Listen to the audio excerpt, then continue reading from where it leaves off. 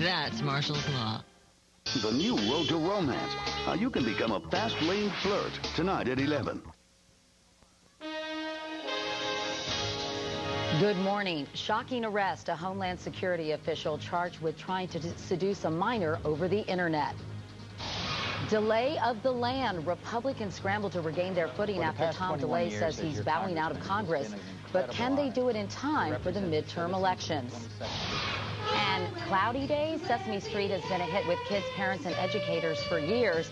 But now Elmo and his friends have some childhood experts A for angry today, Wednesday, April 5th, 2006. From NBC News, this is Today with Katie Couric and Matt Lauer. Live from Studio 1A in Rockefeller Plaza. And welcome to Today on this Wednesday morning, everyone. I'm Katie Couric. And I'm Matt Lauer. Clearly, it's a big embarrassment for the Department of Homeland Security. This agency is designed and supposed to keep us all safe, and now their deputy press secretary is in some serious trouble. That's right, Matt. Authorities arrested 55-year-old Brian Doyle on Tuesday evening and charged him with using a computer to try to seduce what he believed to be was a 14-year-old girl. It turns out, though, it was an undercover detective. We'll have much more on that story just ahead.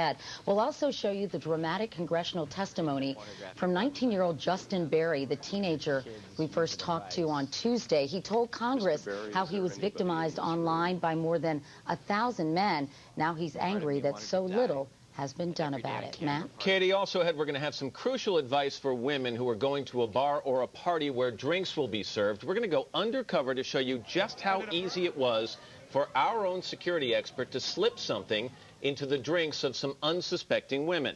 Also ahead, are you cheating on your spouse, not sexually or emotionally, but financially? A surprising number of husbands and wives lie to each other about their spending habits, and that can have serious consequences. Coming up, we're going to tell you how to find the right balance in your marriage. And we're going to meet a group of guys from Miami who have put millions of dollars and apparently their hair on the line, all in an effort to lose some weight. But first, let's get the morning's top stories, and for that, we turn to Ann Curry at the news desk. Hi, Ann. Good morning. Hey, Katie and Matt. Good morning. Good morning, everybody. Well, as you just heard, we have more now on the arrest during the night of a deputy spokesman for the Department of Homeland Security accused of sending sexually explicit material to an undercover police detective posing as a 14-year-old girl.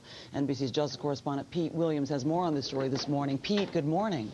And good morning. Law enforcement officials accuse the deputy spokesman of making some of those calls from right here in his office at the Department of Homeland Security in the belief he was talking to an underage girl. The charges come from the sheriff's office in Polk County in Central Florida. They accuse Brian Doyle, the deputy Homeland Security press secretary, of using a computer to send sexually explicit materials to someone he thought was a 14-year-old girl responding to a profile on the internet. Brian Doyle not only during subsequent conversations identified himself and was proud of the fact of his position, but he gave us his office phone number. He also gave us his business cell phone number. The charges say he also used an instant messaging service to have graphic and explicit electronic exchanges. Doyle was arrested Tuesday night at his home in the Washington, D.C. suburbs and will be sent to Florida to face the charges. Officials say he was on his computer at the time with the undercover deputy posing as the girl. The county sheriff says Doyle admitted engaging in the conduct when he was arrested. Brian Doyle was a spokesman for both the Homeland Security Department and the Transportation Security Administration. Homeland says it will cooperate fully with the investigation, Ann. All right, Pete Williams this morning. Pete, thank you. A defiant Saddam Hussein was back on the stand today at his trial in Baghdad. For the first time, Saddam was cross-examined in court and said he approved death sentences against Shiites in the 1980s because he believed they were involved in an assassination attempt against him. He also accused Iraq's Interior Ministry of killing and torturing thousands of Iraqis. More scattered protests hit parts of France today. Tuesday, 1 million protesters took to the streets, and they were the latest in a series of marches against a new law that would make it easier for employers to hire and fire young workers. Protesters are hoping to have that law overturned. Heavy rain Tuesday caused problems in California. Broken levees forced the evacuation of hundreds of people in Sacramento County. And in Southern California, a 12-year-old boy had to be rescued from a flood control channel. Tensions were high last night in an Orthodox Jewish neighborhood in New York City, where protesters claim police roughed up a 75-year-old man during a traffic stop. Police deny mistreating the man. Georgia Congresswoman Cynthia McKinney is speaking out this morning about an incident on Capitol Hill last week. She's accused of hitting a Capitol police officer. She had claimed that it was self-defense and has suggested that racial profiling was involved. But last night, some members of Congress introduced a resolution praising Capitol Police for their professionalism. This morning, I asked McKinney about that. I join the members of the House of Representatives in commending the fine job that the Capitol Hill Police do, and we certainly don't judge an entire department by what a few police officers might do. Capitol Police say they did not recognize McKinney and say that she was confronted when she refused to stop. And Maryland won its first NCAA women's basketball championship last night. The Terrapins overcame a 13-point deficit to beat Duke 78-75 in overtime. Congratulations to them. It is now 7:05. Let's turn back to Katie, Matt, and Al this morning. That must have been an exciting game, Lady right? Terps, yeah. good for them. That's Congratulations. Great. Mr. Roker's here with the first check of the weather on a Wednesday morning. And it just continues raining out in California and the Pacific Northwest. They say it never rains in Southern California. Well, they haven't been looking this year at that situation. Heavy rains again. Parts of Los Angeles and on down to San Diego could pick up an inch of rain. Flood watches and warnings continue there for Southern California. Rainfall amounts, again, 1 to 2 inches, but there could snow-wise be up to 12 inches of snow in parts of the Sierra Nevadas. Rest of the country, rain moves out of the northeast. Some showers in the mid-Mississippi River Valley. Sunshine in the northern plains and sunny skies through the Gulf Coast. That's what's going on around the country. Here's what's happening in your neck of the woods. All right, guys, we're talking April, and yes, on radar, a couple of snow showers showing up. It's going to be a mix of some scattered snow and rain showers for the day. Shouldn't be a big deal. Temperatures later on warming into the 40s. But at least for now, we're in the 20s in Orange, 31 Worcester, 36 Providence. Don't be too shocked if you do have some flakes flying around. It will turn mostly cloudy, although some spots in eastern Mass are still sunny. 40 to 47 your temperatures on the cool side throughout today. Your latest weather, Katie. Okay, Al, thank you. And close up this morning without delay, will the resignation of former House Majority Leader Tom DeLay help the Republican Party get out from underneath an ethical cloud? NBC's chief White House correspondent David Gregory has more on that story. David, good morning. Morning, Katie. That's really the question. Help or hurt? The Republican Party is still surveying the wreckage of DeLay's decision to step down. Is DeLay the tipping point for a Republican Party already in election year trouble? Even he conceded his seat may make the difference in a fight for control of the House. Democrats needing 15 seats to become the majority. DeLay on hardball Tuesday. This seat is precious. It's precious to the Republican majority, and it's precious to my constituents. My constituents deserve better, and they deserve a Republican, not a liberal Democrat, representing them. At the White House, the president tried to put the best face on DeLay's departure. My own judgment is that our party will continue to succeed because we're the party of ideas. Even as some top White House officials expressed renewed concern about suffering losses in the midterm election, other Republicans said they were relieved, arguing DeLay can no longer be a whipping boy for Democrats who plan to use DeLay's links to the Abramoff corruption investigation against him and other members. But Minority Leader Nancy Pelosi warned that Republicans cannot escape DeLay's shadow. Every Republican in the House has enabled the Republicans to continue this culture of corruption and has benefited from it, and they must be held accountable. For Republicans, the problem is not just corruption. One party operative admitted 90% of what ails the GOP is the war in Iraq, and responsibility for that rests inside the White House. What's wrong with the Republican Party is really a president who is unpopular and about 14 months, consecutive months of bad news. And DeLay's departure comes as there are ongoing conversations for additional staff changes inside the White House, perhaps an effort by Republicans to create a new start from one end of Pennsylvania Avenue to the other. Matt? All right, David, thanks very much. David Gregory at the White House. Pat Buchanan is an MSNBC political analyst and conservative commentator. Hi, Pat. Good morning. How you doing, Matt? Great, thanks. So how much damage control do the Republicans get out of Tom DeLay's departure? It's good news. Tom DeLay is a poster boy of the so-called culture of corruption. I think he's been a brilliant, tough, hard-nosed partisan, He's done a great job for the GOP, but it was time to go. He picked the right time. You can now save his seat. And frankly, if he'd have stayed there, he would have helped bring down the Republican Party in the House. And I know you feel that Republicans in the midterm elections will now no longer have to run and answer questions about Tom DeLay's candidacy. The Democrats can't kick him around anymore. But if you listen to David Gregory's setup spot, Pat, insiders in the Republican Party are saying when it comes to our problems, 90% based on Iraq. Well, that's exactly right. And the president's down at 35%, and the vice president's lower. It's because of Iraq. They could quite frankly bring the party down. What the party's got to do, Matt, is change the debate. They got to tell the American people, okay, we got a rough record here. Maybe we don't deserve A's. But what these guys are going to do when they get in is they're going to censure the president, raise your taxes, and cut and run in Iraq. So make it a choice between us and them, because the Democratic Party is not popular. It's only popular if it's brand X, the alternative to what we got. Let me put this in and ask you to put this into some perspective. Back in 1994, when Tom DeLay, by the way, came to power, here was the situation in this country. We had a majority of Americans in polls saying the country was on the wrong track. We had a president with low approval numbers. We had the taint of scandal. We'd been talking about Bill Clinton and Whitewater then. So fast forward to 2006, are we seeing the Republican version of that same situation?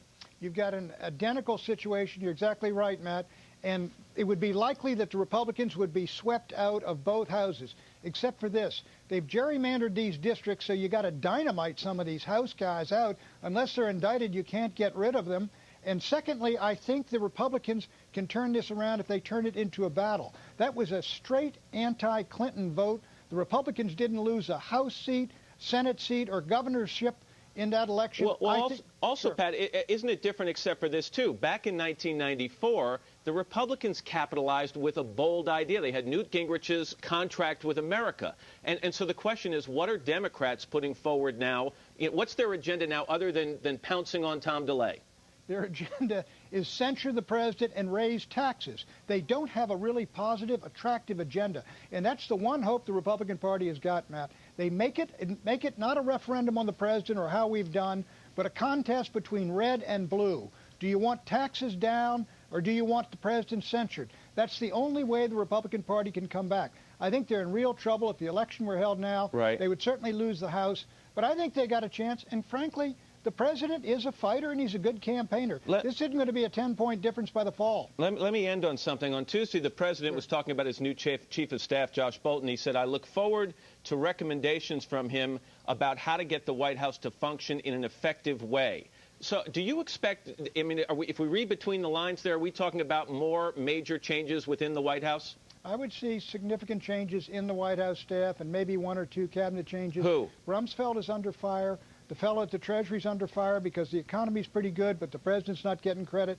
I think you see changes. But look, shuffling the deck and dealing out new face cards is not going to change the problem. That fellow that said 90% of this is the malaise surrounding Iraq is exactly right, and it is hard to see really good news. The president needs to see a government put together over there pretty fast. Pat Buchanan. Pat, nice talking to you. Good talking to you, Matt. All right, it's 13 after the hour. Here's Katie. Matt, thank you. Now to our series, One Nation Under God. This morning, God and War. Perhaps you've heard the expression, there are no atheists in foxholes, and the men who have occupied the Oval Office during times of war have also turned to a higher power. More now from NBC's Lester Holt. God bless you, and God bless America. God bless the United States of America. Thank you. Presidents invoking the name of God is nothing new. But throughout history, in times of war, the question over who has God's endorsement and blessing has been especially loaded. After the September 11th attacks by Muslim extremists, President Bush made this provocative declaration. This crusade, this war on terrorism, is going to take a while. Realizing the historic implications, the White House quickly dropped the term crusade, a battle between Christians and Muslims for the Holy Land. But God remains central in the call to war. The liberty we prize is not America's gift to the world. It is God's gift to humanity. While not overtly religious, to Professor David Domke, the message is clear. It's not a statement of, we hope God blesses us here. It's not a prayer. It is a declaration of what God wants. That is different than other presidents. But President Bush is hardly the first war president to imply God is on America's side.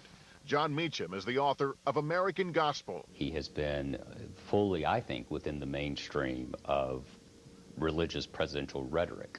George Washington, of course, was the first. The only way he could possibly explain the victory of the American forces in the Revolution was that the hand of Providence was at work. Before the U.S. entered World War II, Winston Churchill and President Roosevelt met in secret. Inspired by hymns at a church service, FDR saw the war as a battle between good and evil. Roosevelt said to his son, "Onward, Christian soldiers. We are Christian soldiers, and we will go on with God's help." On D-Day, the most important day of the war, FDR's only public statement was a prayer he had written. With thy blessing, we shall prevail over the unholy forces of our enemy. While publicly, presidents may say God is always on America's side, privately, they have had their doubts. A visiting minister during the Civil War came to Lincoln and said that he thanked God that God was on the Union side. And Lincoln said, "Well, I just hope the Union is on God's side." For today, Lester Holt, NBC News.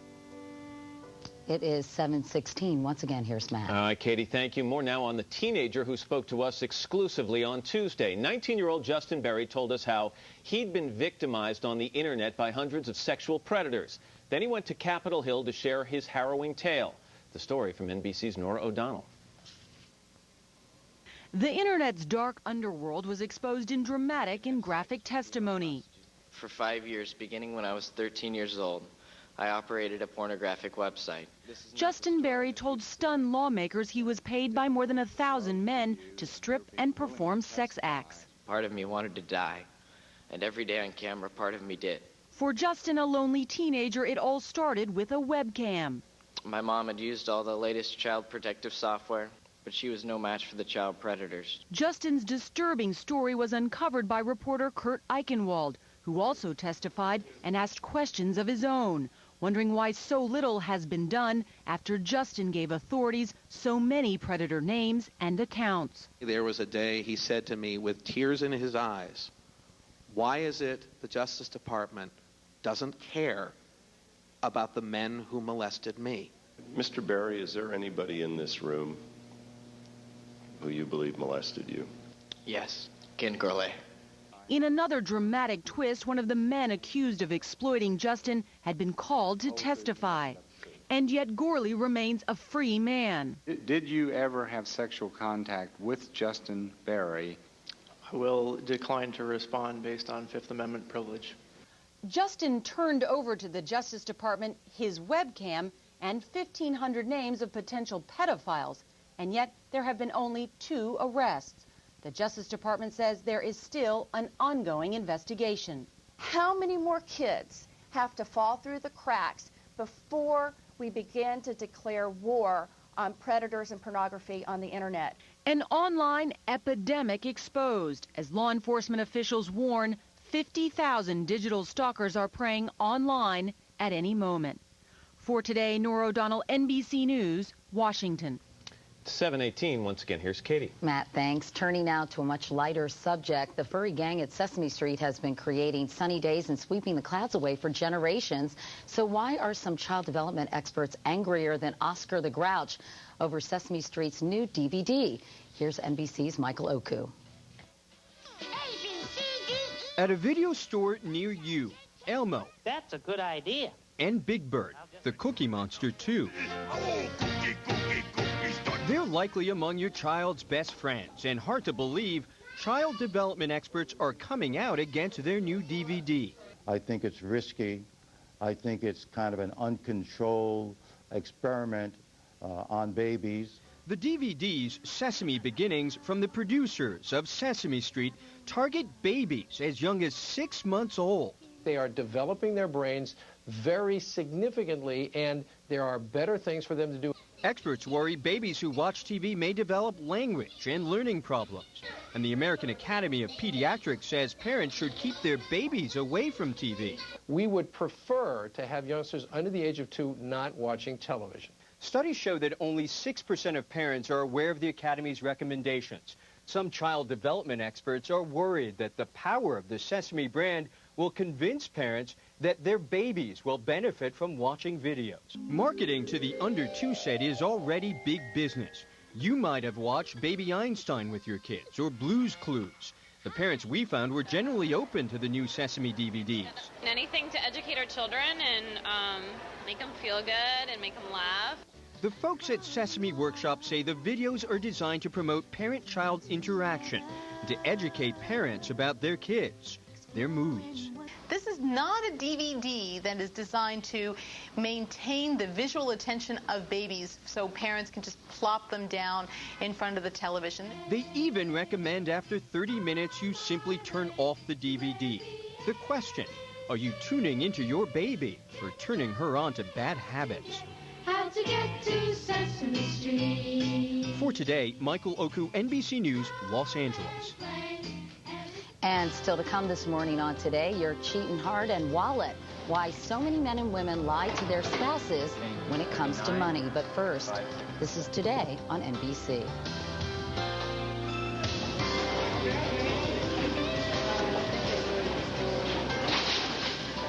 Hypnos, the new hypnotizing fragrance. Told me one day, on a sunny day, I saw you someday, maybe instead today.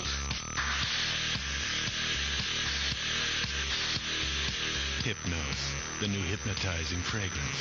Lancôme, your gift of choice with any $26.50 Lancôme purchase. Only at Macy's. Way to shop. They're wild. But they weren't endangered until they hit New York. Who put that bar there? Go on, you mutts. We could have taken you to a disco. Critics are calling The Wild uproarious. With stunning state-of-the-art graphics, it's a leading contender for the year's best animated film. Get a grip! Walt Disney Pictures' The Wild. Rated G. In theaters April 14. Do I look trashy in this?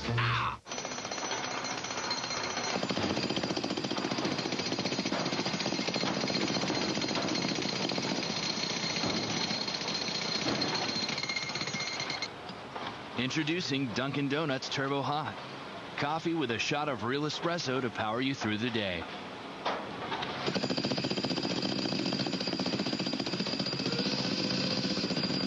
Stop by and try our new Dunkin' Turbo Hot coffee in one of our delicious flavor varieties. Inspirations from In-Home Furnishings.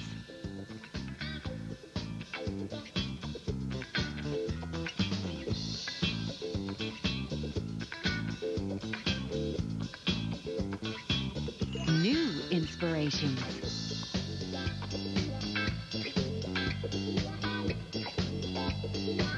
In-Home Furnishings, where fashion and value come together. Still ahead, we'll go undercover at a bar and show you how easy it is for strangers to slip something into your drink. Important safety tips after these messages and your local news.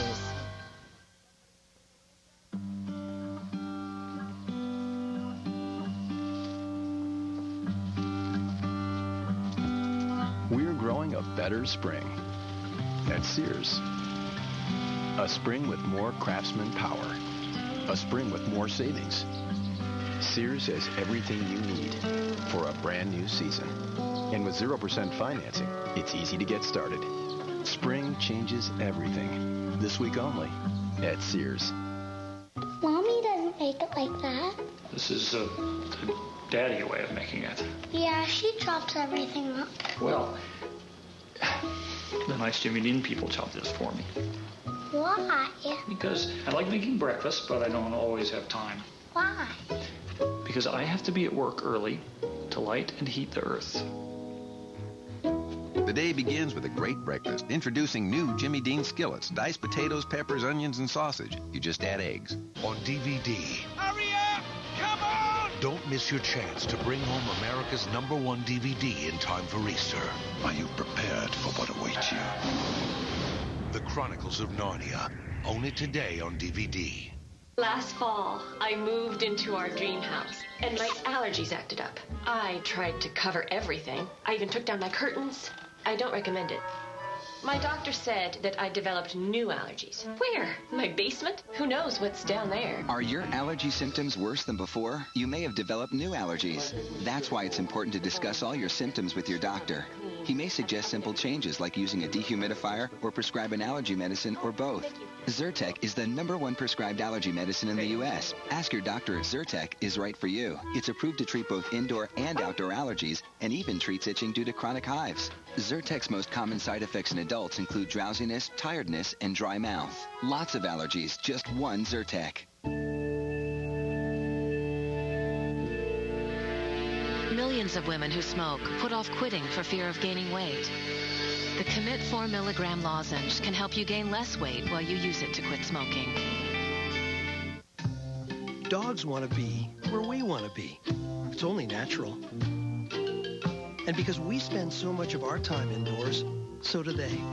That's why Purina created Little Bites Indoor Complete for indoor dogs, with more high-quality protein for lean muscle mass, and because indoor dogs may be prone to dry skin, more vitamin E for a healthy skin and a shiny coat. Long live your buddy. Long live your dog. Purina Little Bites Indoor Complete. The Rosie Cruz connection. Every year, never forgets. I love that about him. And her words of wisdom for the expecting couple. Have you rang up and seen how he is or given him any advice? Next, Access Hollywood.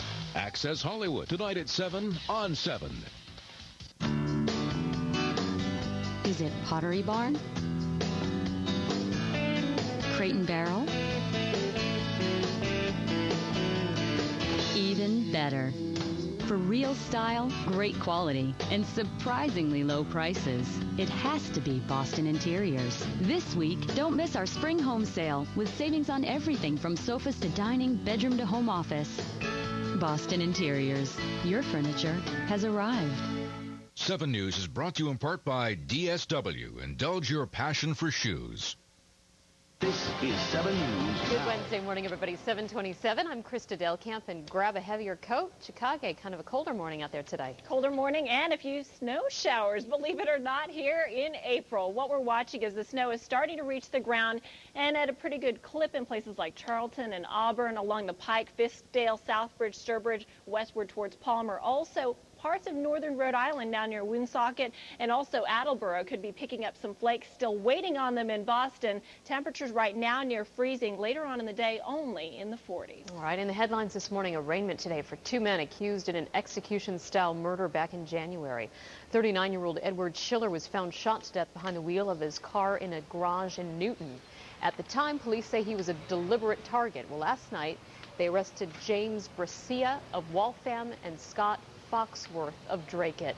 An Attleboro football coach forced to quit his job for having a baby out of wedlock. Rob McCoy was the head coach, and taught social studies at Bishop Freehand High School. He was told to resign or be fired after the Catholic school learned he had a baby.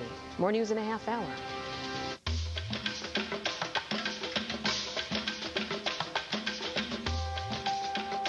Can you imagine 30,000 pairs of shoes?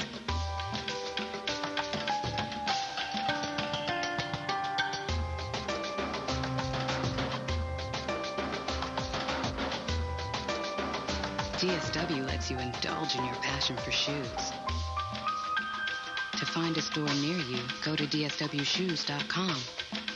The Globe was always in my house. My father and I used to sit on his bed every Sunday and read through the Sunday paper. Get Boston's Sunday Globe home delivery, just $1.75 per week for 12 weeks. The Globe helps me feel like I'm a part of Boston. My favorite section to read in the Boston Globe is definitely the sports section. Keeps in the forefront of what's happening politically. I use the Boston Globe to plan my weekends. There's a life to the city. There's a vivacity reflected in the Boston Globe. It's like a good book that you can't put down. You're going to find out what's really going on. Call 1-800-523-7272 and you'll get local coverage of news, people, sports, and events. I like the Globe South. I know what's going on in my neck of the woods. I can have a different flavor of the different towns. North Shore, South Shore, Cambridge, the South End. To make a plan, I wouldn't live anywhere else.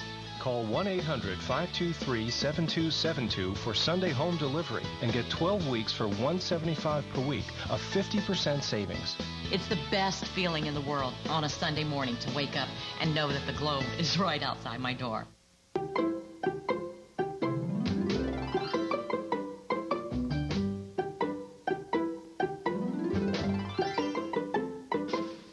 Trust Bath Fitter to remodel your bathroom. In just one day, America's leading bath and shower remodeler will install a custom-made tub or shower to fit perfectly right over your old one. Bath Fitter. Call 1-800-479-8827 for your free in-home estimate or visit us at bathfitter.com.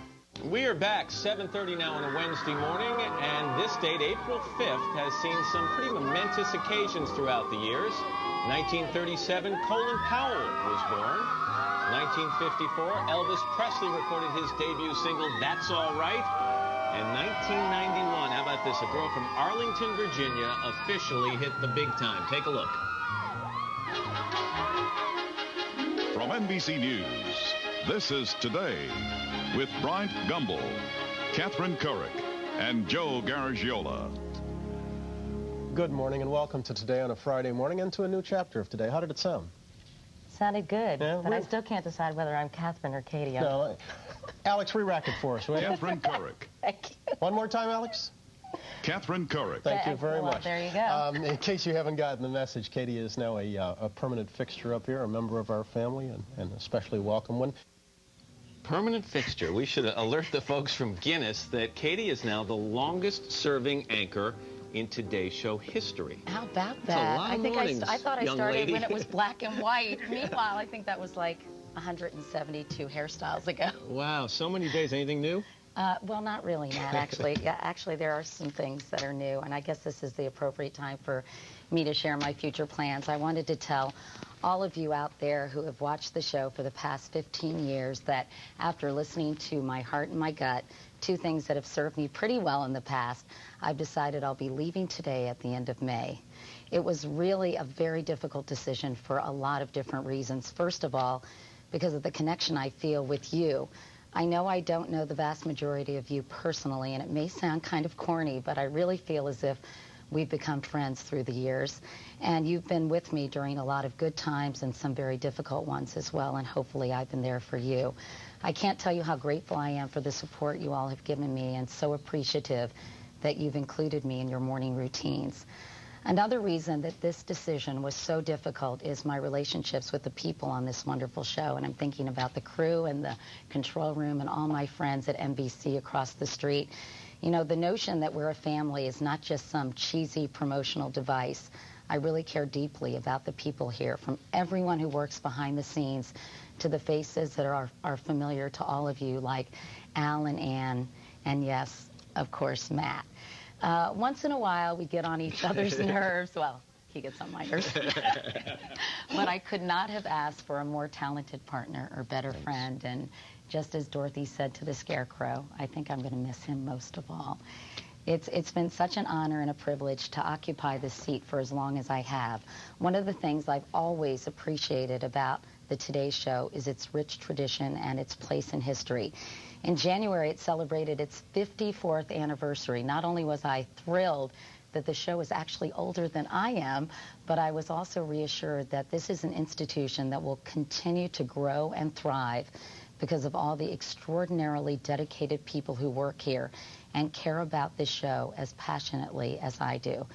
But sometimes I think change is a good thing.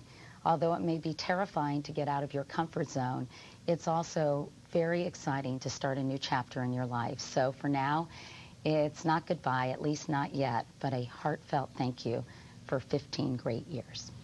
Also coming up in this half hour.